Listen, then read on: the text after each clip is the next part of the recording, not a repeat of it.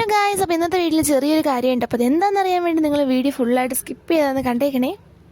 ഇന്ന് നമ്മൾ പോകുന്നത് നമ്മളെ വെട്ടാട് ചർച്ചിലാട്ടോ. ഇത് ട്രിവാൻഡ്രത്തായാലും അല്ലെങ്കിൽ നമ്മളെ പുറത്തുള്ള ജില്ലക്കാർക്കായാലും ഏറ്റവും കൂടുതൽ അറിയാമെന്നുള്ളതും അവരൊക്കെ വരുന്നതുമായിട്ടുള്ളൊരു അടിപൊളി ചർച്ചാട്ടോ. എൻ്റെ ലൈഫിൽ ഞാൻ ഏറ്റവും കൂടുതൽ വരാനായിട്ട് ആഗ്രഹിക്കുന്നതും അതേപോലെ തന്നെ എനിക്ക് ഏറ്റവും കൂടുതൽ ഇഷ്ടമുള്ളൊരു സ്ഥലം കൂടിയാണിത്.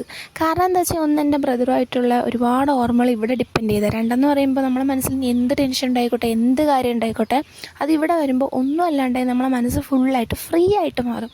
അത് ഏറ്റവും വലിയൊരു പ്രത്യേകത എന്ന് പറഞ്ഞു കഴിഞ്ഞാൽ.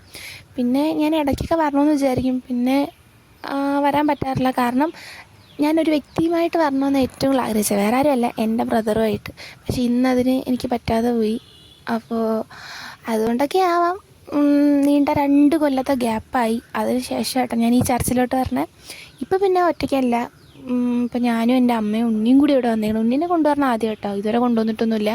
അതിനിപ്പോൾ 1.5 വയസ്സായി. ഫസ്റ്റ് എന്ന് പറയുമ്പോൾ ഫസ്റ്റായിട്ടാണ് ഉണ്ണിനെ ഇവിടെ കൊണ്ടുവന്നാൽ മാത്രം എനിക്ക് ഓർമ്മയുണ്ട് ഗൈസ്. സത്യം പറഞ്ഞല്ലോ, കുരുത്തക്കേട് അൺലിമിറ്റഡാ. ആൾ അവിടെ കാണുന്ന കാക്കയുടെയും പട്ടിയുടെയും പുറകേക്ക് പോവുക ഫുള്ള്. പിന്നെ എടുത്തുകൊണ്ട് കിടക്കുക. പിന്നെ എൻ്റെ കയ്യിൽ അധികം വരാറില്ല, കാരണം അവൻ്റെ ഒരു അമ്മൂമ്മ കുട്ടിയാണ്. അപ്പോൾ അതിൻ്റേതായ കുറച്ച് വാശിങ്കലുണ്ട്. പിന്നെ എനിക്ക് ഏറ്റവും കൂടുതൽ കാണണമെന്ന് ഞാൻ ആഗ്രഹിച്ചൊരു കാര്യമാണ്, നമ്മളെ ചർച്ചിൻ്റെ അടുത്ത് തന്നെ മ്യൂസിയം ഉണ്ട്. ആ ഒരു ചർച്ചിൻ്റെ ഓരോരോ ഹിസ്റ്ററി ബേസ് ചെയ്തിട്ട് ഒരു അടിപൊളി മ്യൂസിയം ഒരുപാടായിട്ട് ആഗ്രഹിക്കുന്നുണ്ട്. പക്ഷേ ഇന്ന് ഞാൻ സാധിച്ചു കേട്ടോ. അതിൻ്റെ ഉള്ളിൽ നമ്മൾ കയറുമ്പോൾ തന്നെ അടിപൊളി വെച്ചാൽ എൻ്റെ പൊന്നോ ഒരു രക്ഷയില്ല.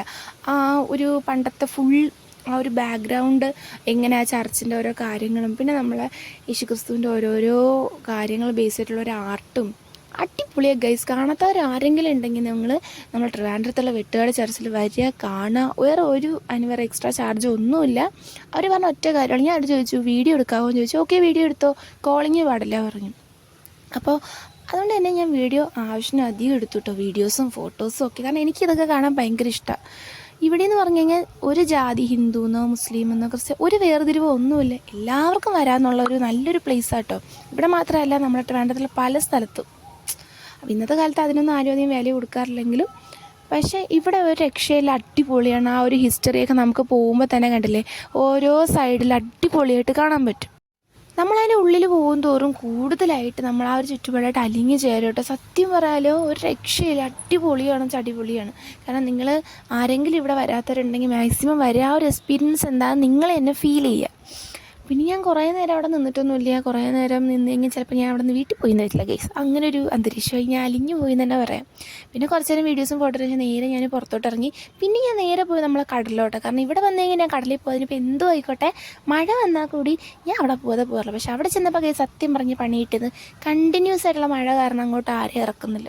അപ്പോൾ തന്നെ ഏകദേശം മനസ്സ് തകർന്നു. പിന്നെ അതിൻ്റെ വിഷമം തീർക്കാനായിട്ട് ഞാൻ 2-3 പാനിപ്പൂരിയും ഐസ്ക്രീമൊക്കെ ഞങ്ങൾ 3 നേരം കഴിച്ചതിന് ശേഷം ഞങ്ങൾ വീട്ടിൽ പോകാനുള്ള പരിപാടി കേട്ടോ.